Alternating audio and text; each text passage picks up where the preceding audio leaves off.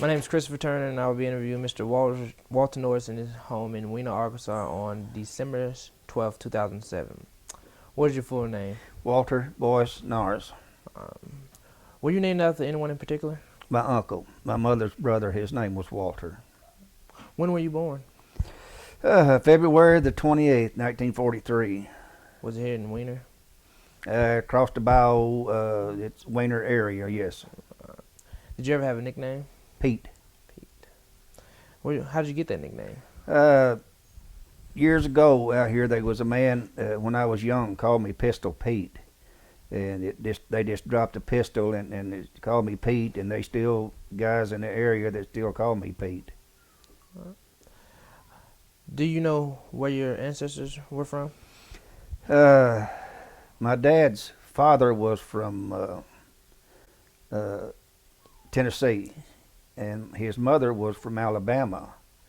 They moved from Alabama here in 1901 when my dad was a year old, and then they moved back to Alabama. He was about 17, 18 years old when they moved back to Alabama. And my mother, her family originated from Illinois, and they moved to Bono. And then after she moved down here, my mother was married before my dad. She and my dad married. Her husband died, and they had one daughter. But she moved down here, and then she and Dad married. Where did they settle at?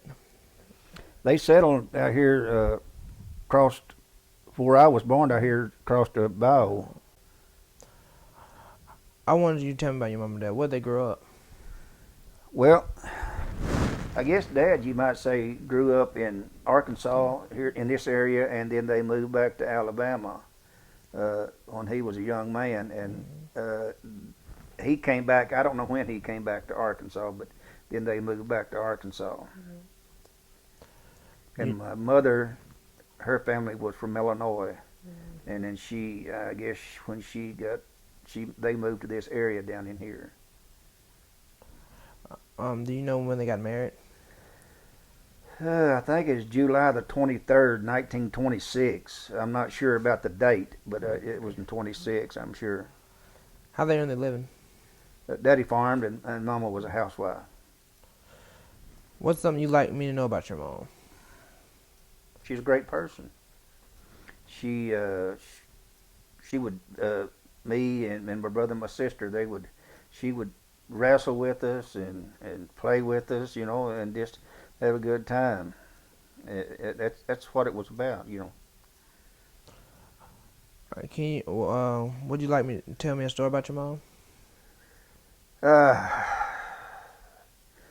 Yeah, I guess I had a younger brother. He was the baby, and I could, if I went out to do something, well, he'd be right behind me, and seemed like everywhere I went, he was there, and I always. Now then, I kid him about I tried to kill him all the time because he had to be wherever I was at. So that's.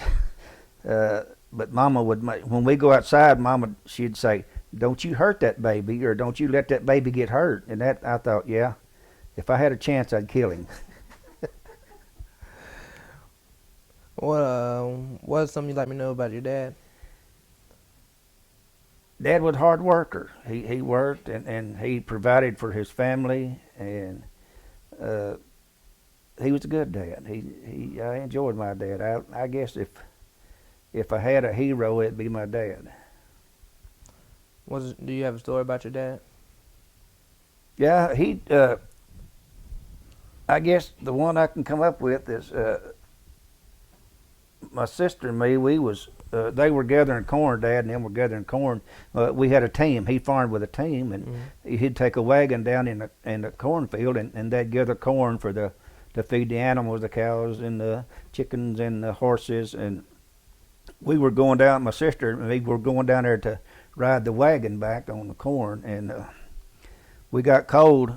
We wasn't very far from the house, but we got cold because we was small, and I tried to build a fire so we could warm up, and there was a grass patch right next to where I was trying to build this fire. if I'd ever got a fire built, it just took off across the country. So my dad came by. They was coming back to the house with a load of corn. And he said, "What are you doing?" I said, "I'm trying to build a fire so I can get warm." I said, "We're cold." So he was sitting up on the wagon, and he told me to walk over there, and he whipped me, and my sister too, with check lines. A lot of people don't know what a check line is, but it's a line that you drive the horses with and stop them. And then he wouldn't let us ride in the corn. He made us walk back to the house. Were your parents strict? Yes. My mother, I guess she was probably the most, the one that did all the really discipline of the family. But we knew that whatever my dad said, that's the way it was. What were some of your household rules? To be good kids. We had to be good in the house. But now we could go out and scrap. As long as Mama didn't catch us, it didn't matter, and Daddy didn't say anything because he knew he was a boy, and he got out there and scrapped with his brother. So, that's just part of the living. Did you have chores? Sure did. We like I say, we lived back then. When I was young, we lived out here where Daddy farmed, and we didn't have electricity. And we had to, because it didn't come out that far then. We had to the chores we did. We had to put wood on the porch to burn with it. We used a wood heater, and my mother used a wood cook stove because you didn't have any electricity, or we didn't know anything about propane. But so she used a wood cook stove. We had to do that. We had to feed the cattle and horses and the chickens, and we had to help make a garden, and we had to clean the garden up in the spring so we could put a garden in. And we had quite a few chores, and we done our chores without complaining, because if we complained, we'd have got a thrashing. And we knew that, so we didn't complain about it. It was just something that we knew we had to do, and we done it. What are some important things you learned from your parents?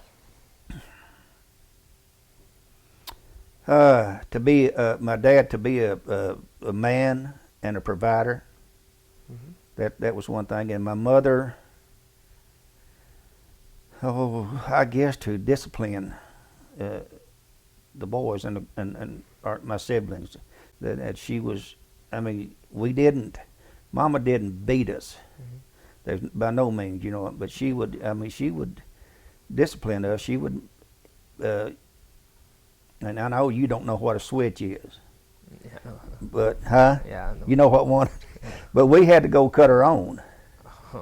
And that was worse. And we'd have to bring it back. And everywhere we lived, Mama preferred peach limbs off of peach trees. And I was 18 years old before I knew peaches grew on trees. I thought God just made them for switches. But she was a disciplinarian, and I love my mother and dad both a lot. That was something we done.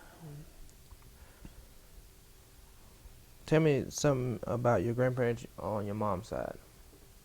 I didn't know my grandfather. On my mom's side, he died before I was born.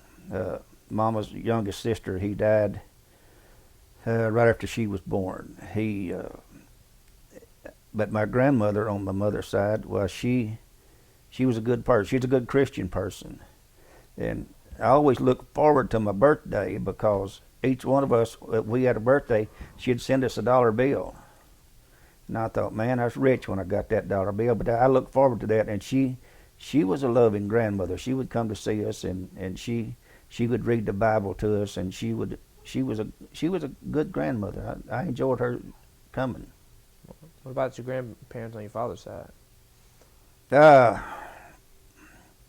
My grandmother, she was half Cherokee, Mm-hmm. and she was. She wanted to be mean, but she wasn't. She just a grandmother, They churned the milk to make butter, and to make buttermilk and to cook with and put the cream out, and she done that, and she worked in the house. But my grandfather, he was, I don't know, I guess he called himself a barber, because every time we'd go to Grandpa's house, Grandma and Grandpa's house, he had to cut our hair. I don't care if we went last week, he'd still have to cut our hair. And he had an old pair of hand clippers, and I think every other tooth in it was missing.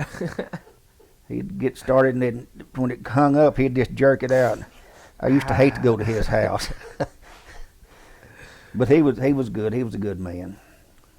Can you tell me the names? My Your grandparents' names? my grandparent on my daddy's side was John Henry. Well, what about your grandmother on your mother's side? Sure, her name was Belle Visor. What did your grandparents on your father's side do for a living?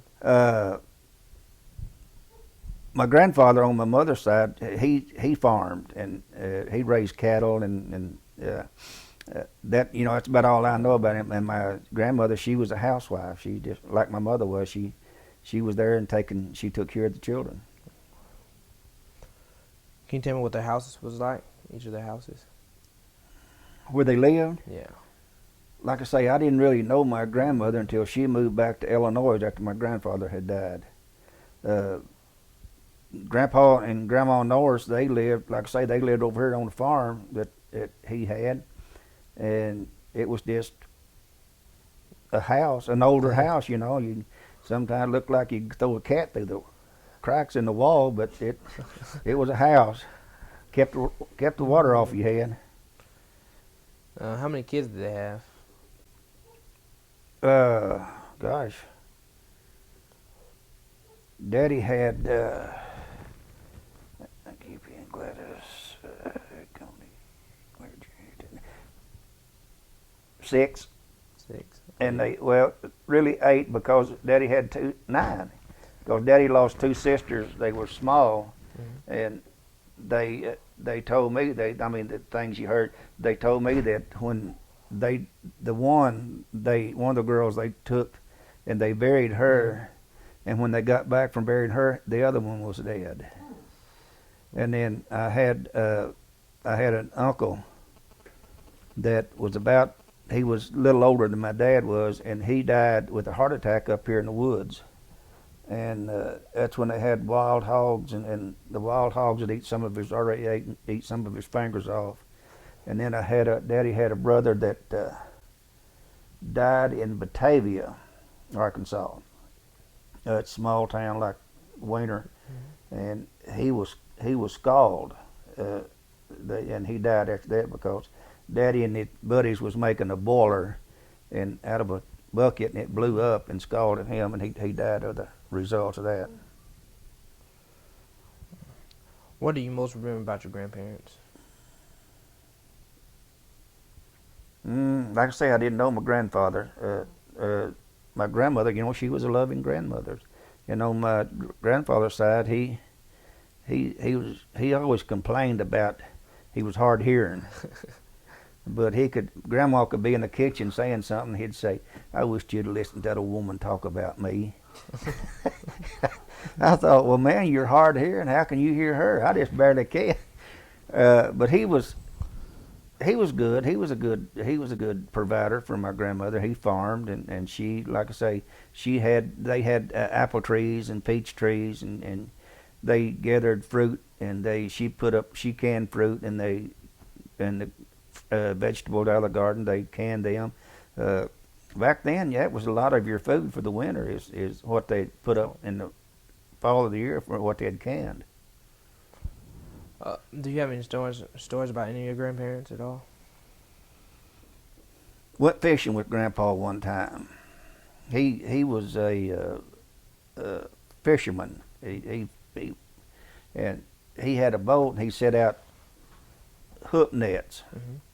And I went with him one time, and we was going down. It was over here at the Bayou View, and we was going down the river. And he told me, he said, "Now there's a net. Now you pick it up and put it up in a boat." Man, I'm maybe 10 years old, and I tried to get it up, and the thing had so many fish in it, I couldn't get it in the boat. And he went to telling me about what it was, and he said, I'll tell you one thing, you'll never come back with me. And I thought, oh man, you ain't got to worry about that. My grandmother, she's a good person, I guess. She walked her, she did her chores in the house. What about you? Did you get along with your siblings as a child? Sometimes, Sometimes. like I say, we'd scrap every once in a while. What y'all do together for fun? We'd ride horses, or we'd get out and play together. We'd do things. We'd come to town. We'd walk to Wiener, and it seemed like when we left home out here and walked to Wiener, it was 100 miles before we got to town. It was like 2 miles. But we did things together, but we fought all the time, I guess. One of us was, or two of us was fighting about something. Me and a brother just older than I am, we'd ball up every once in a while fight. We even did that after we got grown. We fought just before he got married. So that's the way brothers do, though. Yeah. And then if somebody jumped on one of us, they'd had the whole bunch to take care of. But we did that. I mean, we had a good time when we was growing up together. What was the most trouble you ever got into that your parents found out about?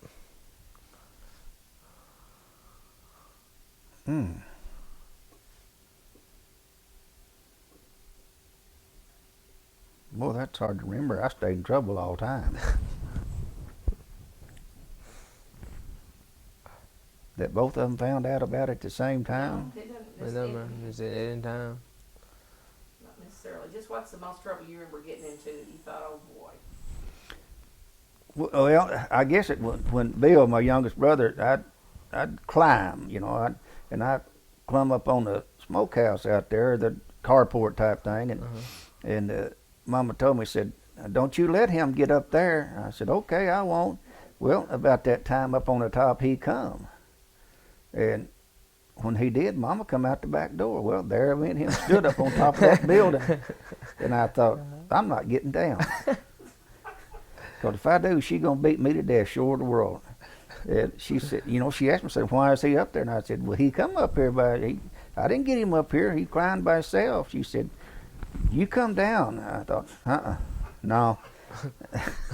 But I never did tell my mother no. So I come off that top of that building. She said, now get him down. I said, I didn't get him up there. Well, that didn't help matters either. So that I can remember that. And then my dad, he only whipped me twice, and one time he told me and Bill, he said, see, Bill was always in this mess with me. And he told me, he said, don't you boys go under that, don't you boys go out in that pasture, because that bull, it'd get you. Well, we had to see. So under the fence we went. And he come out and he said, I thought I told you not to go out there. Well, that's when you don't say anything.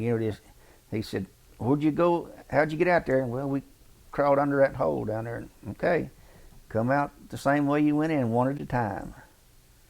And I thought, well, I'm going to be the first one. So maybe he won't be so mad. And he got us when we come out. He had a belt, and he hit us 2 or 3 licks, and we come out from under there, and I thought, man, why can't I stay out of trouble? Were there any cousins or friends who you played with? Any what? Cousins or friends? Yeah. We had cousins that we played with. They just lived across the field I tried to burn from us, and we'd play with them. We'd do lots of things with them. Yeah.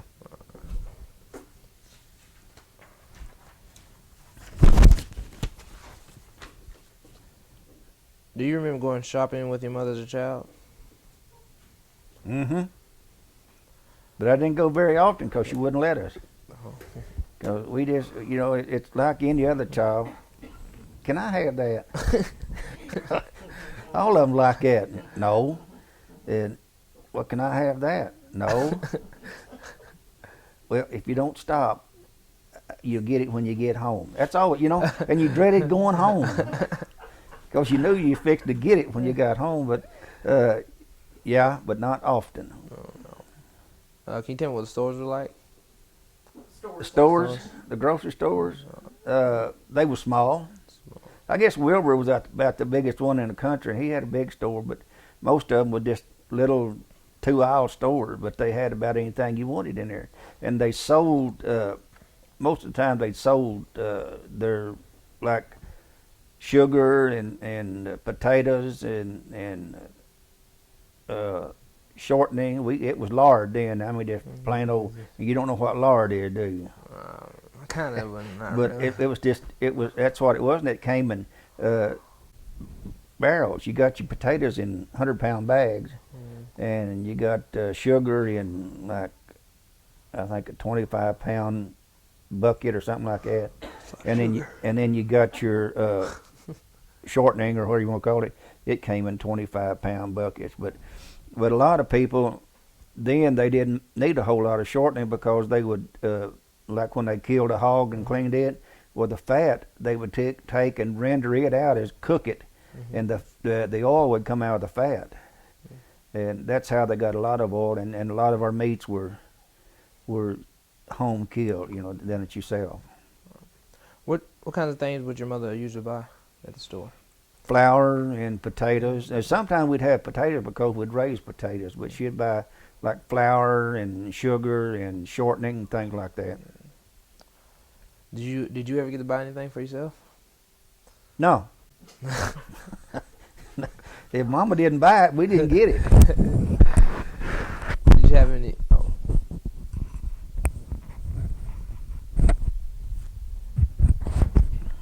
Did you have any family pets? Yeah. Had a coon one time. Can you tell me about your coon? He's crazy. He would, Daddy brought him home when he was real small. I mean, he didn't even have his eyes open. And Mama fed it on a baby bottle, like a doll bottle. That's what she used to feed him with, and we raised him. And he got where that he could come, when he wanted to come in the house, he could just walk up. In the summertime, you didn't have air conditioning and doors, solid doors. They just walk up and open the screen door and come in. He just like one of the kids. He didn't know he was a coon. And he liked coconut pie. He wouldn't eat things like a coon normally eats, like fish and things like that, because he wouldn't eat that. He'd eat coconut pie and what you had on the table. But he'd come on the front porch. He'd go frog hunting with us. And he'd sit up in front of the boat. And then when we'd leave, when we come back to the house, well, he'd just get out and we'd just go to the house. He'd follow us to the house. And there was a black man that worked with Daddy. And at lunch, well, he'd go out. We had a wood pile where we had it rigged up, for winter wood. And that coon would get up on top of this wood pile, and he'd walk down to where this black man was eating his lunch. Well, he scared him. He'd jump up and run off and leave his lunch, and that coon would eat it. And he done it about every day. What was the coon's name? Cooney? And the black man was Toy. That's Toy Norris. Yeah. I know Toy. But he was something else. And then when it come time to mate, he left. He never did come back. How'd your family celebrate Thanksgiving? Like everybody does, with a big meal and family. Do you remember doing Halloween at all? Yeah, sure did. What'd y'all do? We trick-or-treated just like everybody does. And every once in a while, you might turn a toilet over, They turned one over down here. I wasn't in on this. They turned one over down here one night, and there's a man in it. So that just about stopped that at night. And we just, we didn't do any damage to anything like they do now. We didn't throw eggs at school but eggs at cars. But we'd go trick or treating. When I came here to this house here before we remodeled it. And this lady that owned the house always came here because she gave popcorn balls. Mm-hmm. And I love popcorn balls, and she'd give us that. That's what she gave. But we'd just trick or treat all over town. What was Christmas like at your home when you were a child? It was a fun time. We didn't get gifts like they get today. We may have 2 or 3 gifts under it, but we knew the situation because everybody was bare. There wasn't a lot of money going around in, but yeah, we got gifts. Do you have a Christmas story memory you could tell me? Come here. Yeah, sure do. I was hoping you'd ask me that. When I was young, we had Christmas, and I wanted a cap gun. Mm-hmm. And so I got a cap gun for Christmas, and that was the greatest thing I ever had. Stay up here. And we was out one day playing with it, and my sister wanted to see it, and she got it and she broke it. And I thought, Lord have mercy, that's the worst thing anybody could have ever done to me is break my cap gun. But yeah, we had good Christmases. We celebrated Christmas, and we celebrated the reason why. Were you mad at her for breaking your cap gun? Man, I could have done her in right there. But Can you tell me a story about your birthday as a child? about my birthday, I guess all birthdays I guess are the same. We'd have family over, and we'd have the cake, and if we had ice cream, it was homemade. We had to make it, so it was a lot better than it is today. You go buy all this stuff today, and you buy presents. You get a little something that maybe Mama made, or something like that. But it wasn't no big expensive thing, and you didn't go buy store-bought ice cream and cake. Well, Mama made the cake from scratch, and we had homemade ice cream. What medicines do you remember as a child? What medicines? They was one that Mama bought off of one of these peddlers that come around, and it was a chill tonic. I don't care what you had, you got a dose of that. And you stood on the back porch, and that was nasty. That stuff was nasty. And if you stood on the back porch, she'd give you a dose of it. If you come back up, you got another dose. So that's the one I can remember. And that stuff was bad, boy. Can you remember a time when you or someone else in your family was very sick or hurt? Mm-hmm. What happened? I sure can't. My brother, he was with my dad, and my older brother, he was my dad, and they was cutting wood, for the winter time burn, and he hit his foot with a chopping axe, and he hit it just right down on the front of the foot, and it cut bad, and they got it patched up, and today he's good on that that foot is just as well as it could be today. Was there a doctor y'all called or anything? No, a lot of times you didn't. The nearest doctor, he was here at Weiner or at Cash, and you had to do a whole lot of your home remedies for things like that, and that's just part of it. That's just part of living in the country.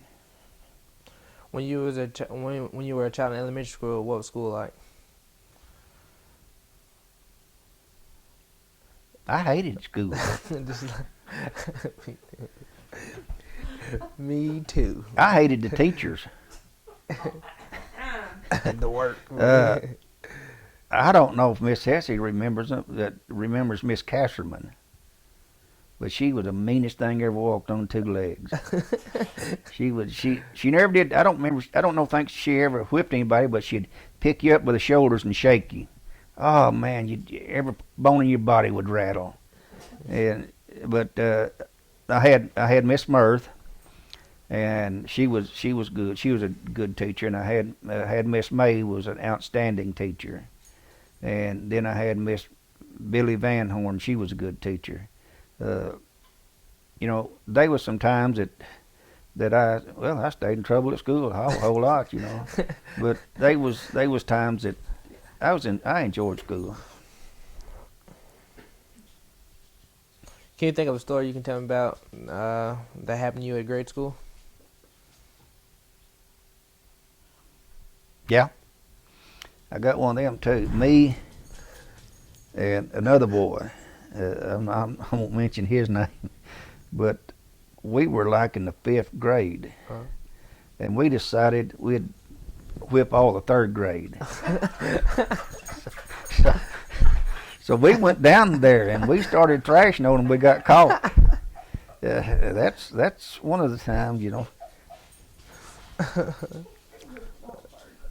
We did. What did you do in the summers when there were no school? Worked. Work.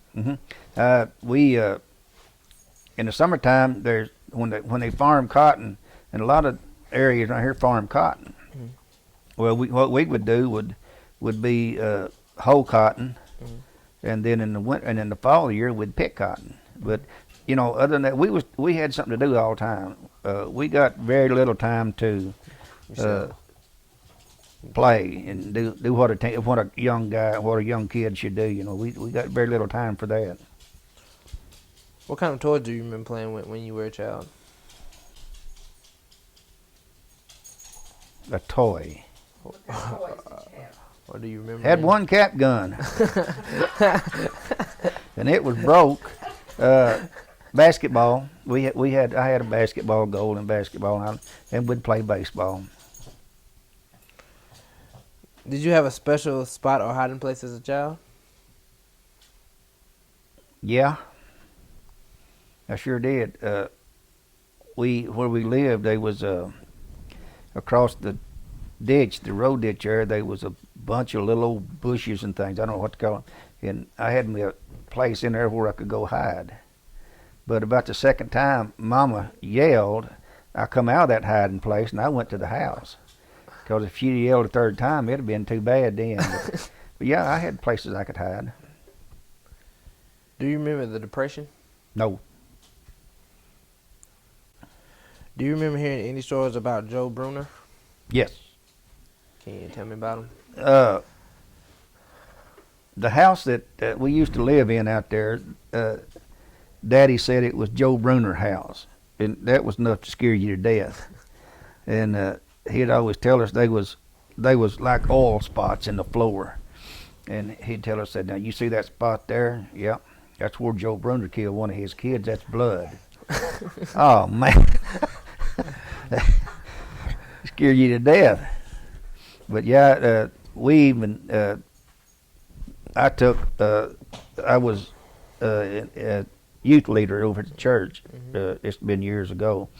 And we took him out here to Joe Bruner Cemetery on Halloween night. And we built us a big fire and carried it. You know, we had a big time. And we saw lights in the woods look like eyes. And I looked at that, and the minister's wife, she asked me, she said, what is that? And I said, I don't know. And she said, yes, you do. And so all of it, everybody got scared and went to the house. But that's, you know, Joe Bruner was a mean, mean man. Or everybody thought he was. And they just mentioned Joe Bruner, and it just scared me to death. You know, I was just a kid. But yeah, I remember Joe Bruner.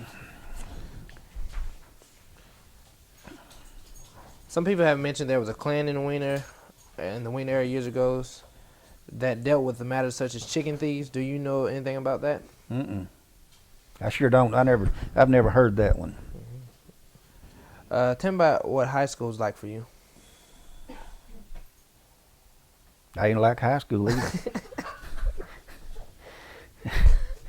But they was when I went to 7th grade. They was a teacher there, homeroom teacher, and her name was Jimmy Kennan. I fell in love with that woman the first day I was there. That's the only part of school I liked was homeroom, and Arkansas history. She taught Arkansas history too. But our high school wasn't bad. It was comical at times, 'cause we go up and Mr. Smith, he was a American history and world history teacher, and when the girls wasn't there, he'd tell us stories about when he was in the war, and we kind of enjoyed that because sometimes he'd get, he'd tell us things that high school boys I don't guess should have told them, but then we had one, Henry Wilson. He was a English literature teacher.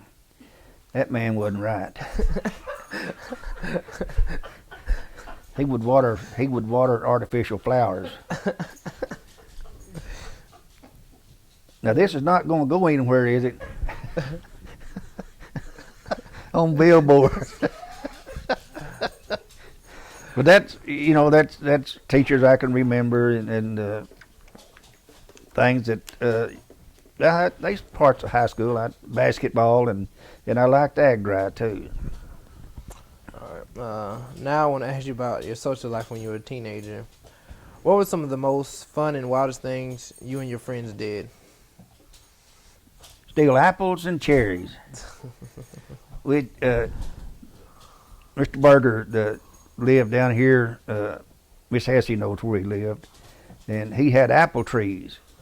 Well, we'd go by and steal his apples, And this lady that lived back here, right in this house behind me, she had a cherry tree. We'd go by and steal her cherries, and then we might smoke a cigar or something every once in a while. But that's what we did here in town. We'd go to the movie, and find you a girlfriend. You can find a girlfriend in the movie anytime. I fell in love a whole lot of times up in that balcony. Did you have a curfew? Yeah. We didn't consider it a curfew. I mean, we just, when Daddy said be home at 10 o'clock, we knew to be home at 10 o'clock, or we couldn't go again. Do you remember anything about Gurdons? Grundons. You bet you. Used to go up there and swim. Didn't care much about the screen house. I didn't care much about swimming out there, and I won't go into details on Grundons. You never go to Grundons? Tell me what the details are. Oh Lord, Patricia, you don't want to know that. I'm not going to say it. It's not good. What was the movie theater like that you went to as a teenager? Like what? The movie theater. Movie? Yeah. Just like I said, you go in there and pick you up a girlfriend. A lot of times you go upstairs and they try to pick you up. So this Did is you one of ever them watch things. a movie? Yeah. Oh yeah. Yeah. I watched movies. We used to go in there, and when the theater when I was a teenager, so they sold drinks in a bottle, and you drink you go in and get your popcorn and your drink, and you go in there and sit down, and when you try to sit in the back when you got through with that pop, well, you'd take and roll that bottle down the under them benches. And then Rich Espy, he would come up there and go to hollering and cussing and hollering at you and picking out names who he thought done it. But that we went to the movies, and I enjoyed them. I enjoyed some of them, what I saw, Do you remember anything about the Legion Hut? I just know that we used to have dances in there. As far as I'm sure the Legionnaires, I'm sure they met in there. I don't know, but it was a dance. We had teenager had dances, and then later on the years, well, the fire department would use it for haunted house. Years ago, there was a Wiener band, many of whom purchased music instruments from Mr. Applegate. Do you know anything about that? I sure don't. I never heard of that. Junior Downing might know it. Who taught you how to drive, and how did that go? My dad. He taught me how to drive, and at times it didn't go too well. He was letting me drive, and I drove from down in the field to the house, and And when we got to the house, I got my foot on the wrong pedal, and I like to run through the house before I got it stopped, and that stopped my driving for a while. So yeah, my dad taught me how to drive. Can you tell me about what you remember about the first car you owned? hmm It was good. And after I came out of the Navy, I guess you might say that probably co-owned. We'd co-own, but the first car I'd really owned is when I came out of the Navy. What kind of car was it? It was a '62 Chevrolet Impala, Super Sports. Tell me about someone you admired or looked up to when you were young. I guess it'd be my dad. Is who I admired and looked up to. Is there anything that has been passed down through your family, other than photographs, that means a lot to you? hmm What would that be? Duck call. Duck call. My grandfather, I've got it here at the house.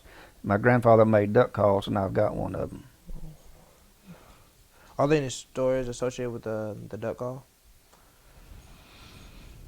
Just that he sold them. I mean, he made them himself, and a lot of them he didn't sell. That if he had friends that he hunted with, well, he'd give them one. There's been a few here in town that I didn't know that was his until this guy from Little Rock came in and was trying to find some of Grandpa's duck calls, and I happened to have one of them, and he wanted to look at mine, and then there was one, Warren Sentney had one, and he had it out in his shop, and it was covered up with dirt dauber nest until he found out that they was wanting them, and somebody else had one, and then this guy found one in Pocahontas because Daddy hunted with a man that would come down here to hunt, and he lived at Pocahontas. And Grandpa, so I'm sure Grandpa will give him one of them. Junior Downing can tell you, because he's got a picture of Grandpa hunting, and Grandpa's got one of the calls in his hand. Can you tell me about what you remember about the businesses in the Wiener area? Here in the Wiener? Yeah. This store, it's gone now, but there was a grocery store there that was Lynn's grocery store, and then next to it was Wilbur Barnhuff's grocer, and over there where that building where the Wrestling Foods on it, they closed the windows up and their Hispanics live in there. Yeah. That was Pool Hall, and then over there where the bank sits now, there was where City Hall's at was a furniture store, and then there was a store it was a 5 and 10 store between there and where and then there was a theater, and then there was a hardware store, like a clothing store, and then there was a restaurant. There's 2 or 3 stores there. Oh, there's a dry cleaners in there too, and then there was a restaurant on the end down there. Over across the tracks, there was a grocery store and hardware store combined down there where the old flower shop used to be. Now in the middle there, those new buildings, they was International Place set there, International Harvest set there, and down there where where Frank's Tire and Appliance was at, that was a grocery store. And we had a service station. We had 2 service stations in town, and then they had the co-op over here was a well shop, where a well drilling place was over there, and Malcolm Hogue's over there. It's been there for 100 years. And then we had the John Deere dealership was over here where Perkins is now. That building burnt, and Perkins built a small one back there. And then, oh shoot, there used to be an old doctor over here that's lived in a 2-story building or something, and but Wiener was a pretty thriving little town at one time. Do you have any stories about the people who own any of these businesses? Or anything that stood out in your mind about these businesses? Yeah, Rice Belt Telephone. One of the rice festivals in the early years of the rice festival, we went down to Ray Fowler's, and they always had a poker game down there. And so I thought, well, I'll go down there and get in that poker game. So I went down there. Roy Wiles was in it that owned Rice Belt. Well, we went to playing cards, and I had a winning hand. And then Roy went to making up his own rules. And I told him, I said, you can't do that. Yeah, that's the way we play this. And I told him, I said, I'll tell you what we'll do. We'll split the pot. And I got my half the money and I left. Never went back down there to play with Roy, because Roy, he'd cheat you if you got a chance.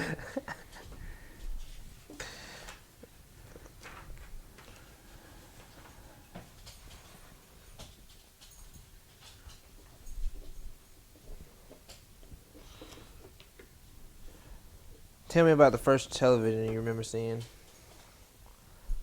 Oh gosh, I might have been 10, 11 years old, and Burford Bryant had it. And we would go down there on Saturdays and watch television. We'd watch Hopalong Cassidy and Roy Rogers and Gene Autry, and man, that was better than going to the movie. You just sat there and watched. It didn't cost you a thing in the world to watch. And that was about every Saturday we went down there. And this lady, Burford's wife, well, she just tickled to death to have a bunch of kids down there watching TV, And that's the first one I ever saw. It was about this big, but I thought it was huge then. Wasn't very big, I guess like a 16-inch, 17-inch, something like that. Now I would like for you to tell me about your war experience. Which war did you serve in? Vietnam. Were you drafted or did you enlist? I enlisted. What were you doing before you entered the military?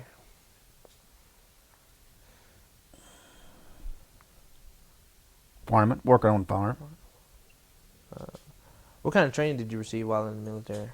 That's the Navy, and the only training we had was everything on shipboard. We didn't have anything about. We did fire some weapons at one time, but everything that was involved was more or less on shipboard, like the rope and things like that. We didn't train like the Army or Marines. After training, where did they send you? They sent me to, where was that?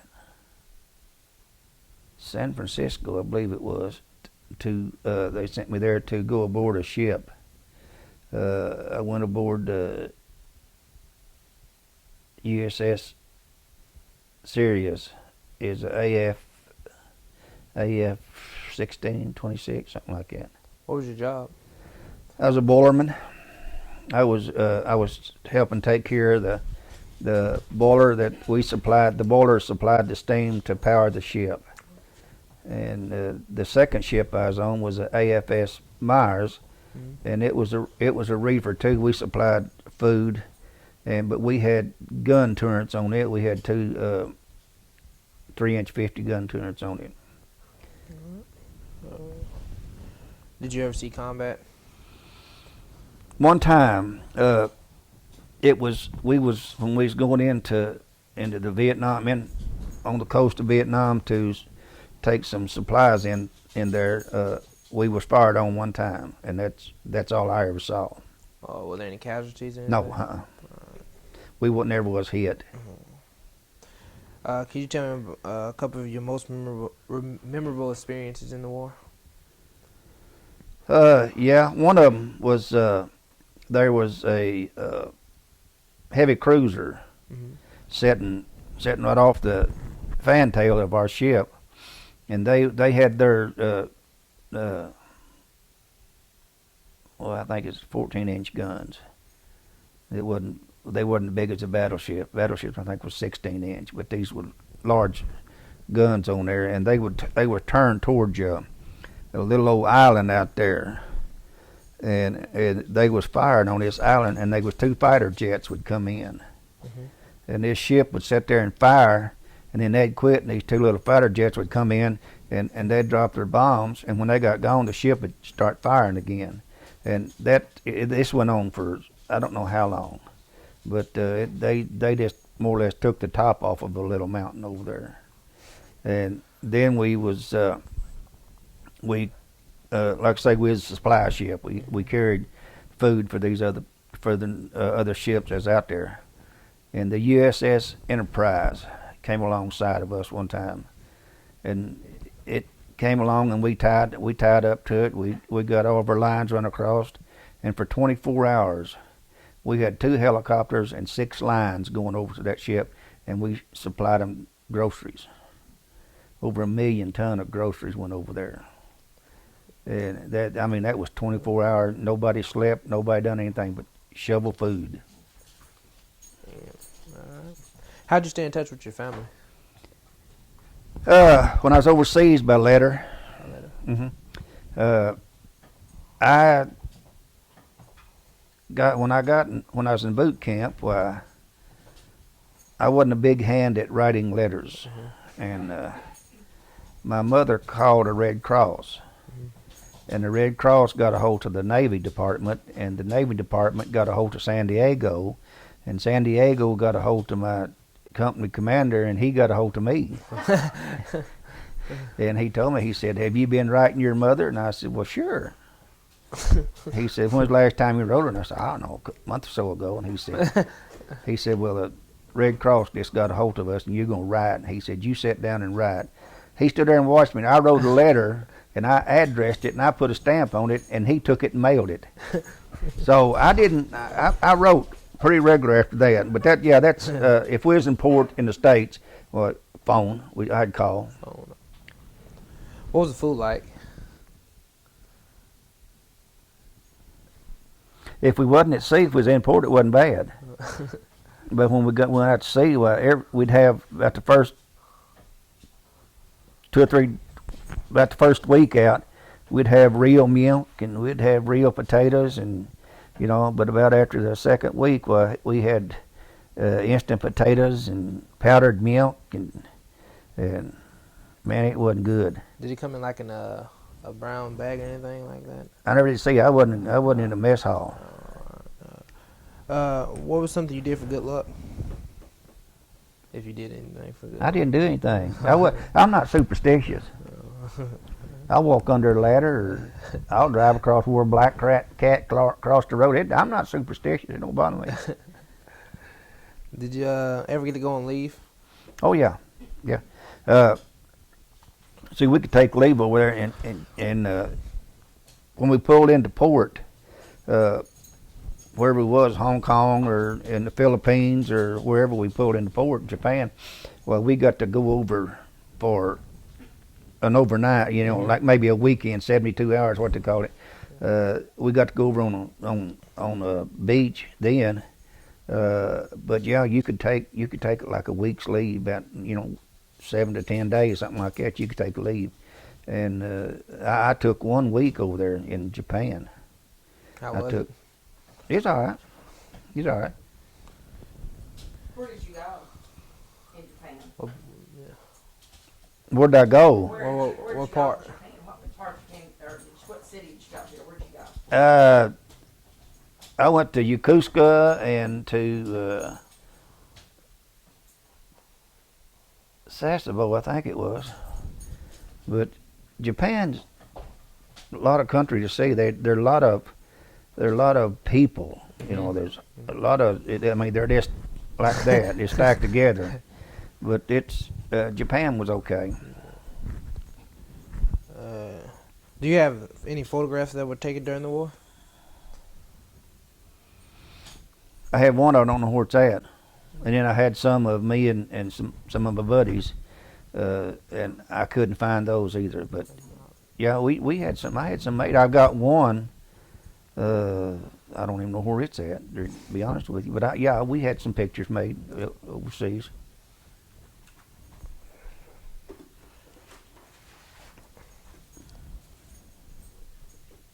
Were there times when you and the other soldiers had to do things to entertain yourselves? Well, I guess it's times that we had to do things to entertain ourselves. Like what? Uh,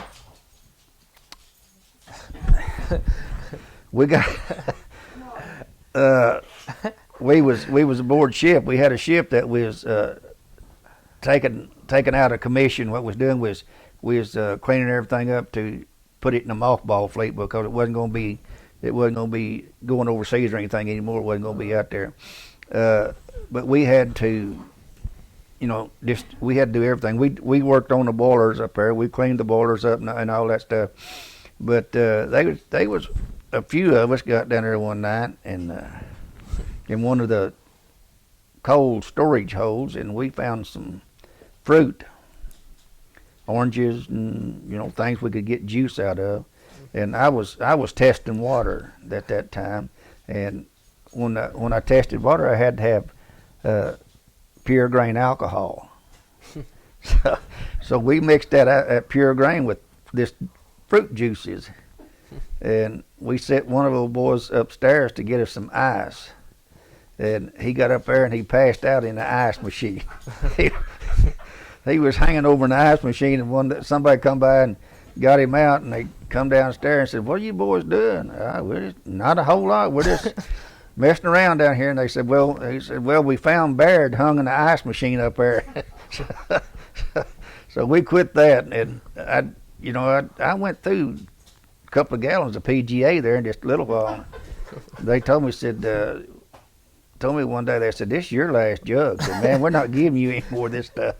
So the party quit then. Water testing was over. Yeah.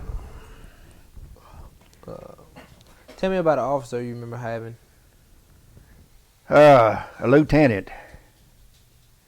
He was good. He was a good man. I mean, he took his job seriously, and he would, he'd help you when he could. And he was a good officer. Lieutenant Carnathan was his name, and he come down. I was down in the boiler room. I was standing watch down there, and they called it top watch. I was over the boiler room that night, and had a young guy down there with me he was taking all the pump readings and all that stuff, and I told him, I said, "Man, I'm gonna ease over here and I'm gonna lay down and take me a nap." And I said, if you see somebody coming down here, you come wake me up. Okay? So he went down below to get pump readings and things, and somebody walked up and kicked me on the bottom of the foot, and I jumped up and I said, "Who is it?" And I looked up and there stood that lieutenant, and I thought, "Oh man." And he told me, boy, he chewed and he chewed and he chewed, but he never did put me on report. Did you make any close friendships while in the service? Sure did, real close. I got some good friends. I hear from 3 of them now. There's a boy in Missouri up here and then there's one in Michigan, and there's one in San Diego. And we call. I got letters, and they call, and yeah, they're good friends. What's your least favorite memory from the war? The least favorite? Least favorite. When I had to stand, we had a guy in our division that I don't know, something happened to him, his mind, and he got out he made a knife out of, I don't know what it was that he made out of, but he made a knife, and he got out on the deck one night and had that knife in his mouth. In his underwear. He just walking up and down the deck. So they got him and they put him in the brig, and we had to stand brig watch. What's a brig? Jail. No, jail. Yeah.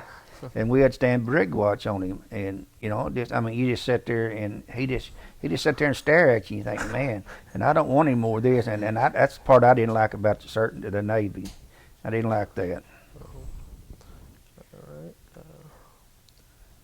Of all your experiences during the war, what is one you will never forget? We had a chief petty officer. He had just made chief petty officer, and he went over on the beach. We was in the Philippines, and he went over on the beach, and he got into it with some guys in a bar, Mm-hmm. and he picked up a chair and threw it, and the chair leg hit one of the girls in the head and killed her. Man, that got the whole ship. I mean, they wouldn't even. We had a ship patch, or the name of the ship on a Mm-hmm. sleeve, and they made us take all the ship patches off because it wasn't safe to go over there being from that ship. So we didn't go over much on that beach, but that's one of the things that I remember as long as I live.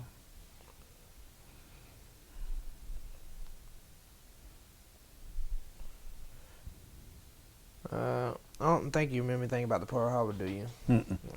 Just what I've seen. We went to I went to Pearl Harbor. We went to Hawaii into Pearl Harbor, and it's you can still see the stack of the Arizona. I mean, you can still see part of that, but other than that, it's cleaned up and everything. You don't see any. But that's all I heard of what heard in the Navy and what I've heard elsewhere. Do you remember anything about President Roosevelt's death or anything? Mm-mm. Do you recall the day your service ended? Mm-hmm. I sure can. When I got out of the Navy, that was a happy occasion, and I sat in the airport and I drank until it's time to get aboard. Till it's time to go get on the plane, and I got on there, and next thing I knew, we was sitting down in Memphis. So I thought, man, I'm almost home. And crossed that Arkansas line, I thought, I'm home, man, I'm home. But yeah, that's how it was when I got out. I was glad to get out.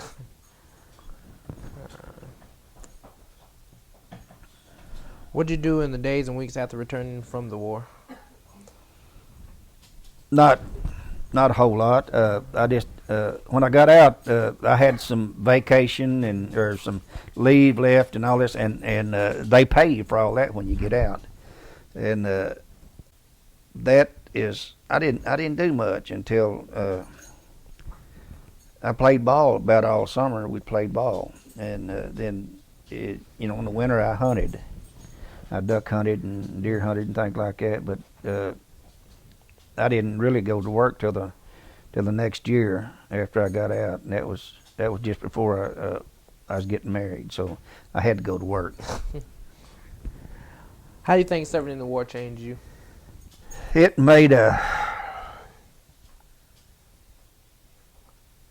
it changed me in the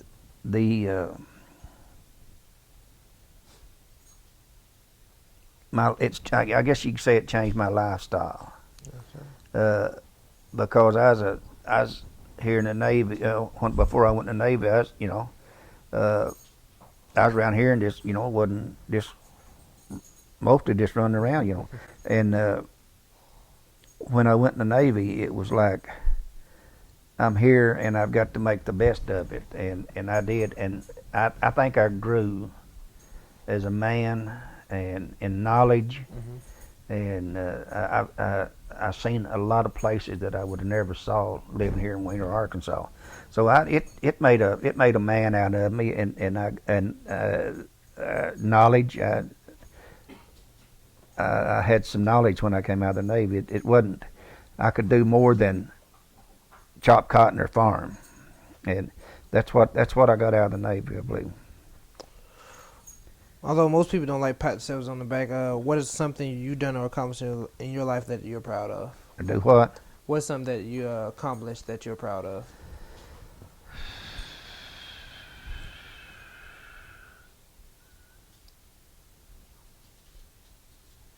Man, I've accomplished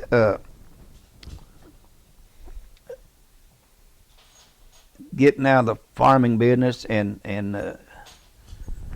getting a trade that I can work. I can do different things. I don't have a trade but I can do electrical work. Mm-hmm. I can plumb. I can carpenter work. There's lots of things I can do that sometimes you have to do it. And one of the accomplishments I made And I think this is an accomplishment is when I married my wife. And that's the biggest one, I guess.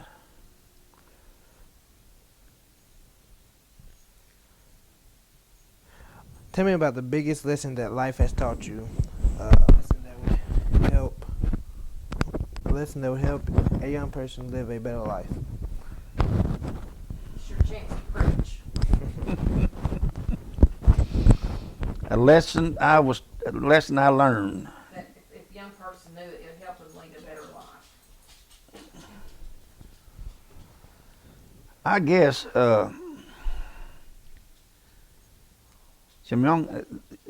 young people that could learn from what I do could cause a better life is the things that I've done, not accomplished, but some of the things that I've done. There's not many people know this, but I am a recovering alcoholic, and I tell these young people what I am and what I went through before I realized what was wrong, and that I stopped. And I think that they could stop, or they don't have to get into it. And maybe some of them, maybe some of them I've changed some minds. I don't know, but that's one thing I believe that what I've done back through the years, that I could maybe help someone that to stay out of it. That's what I believe.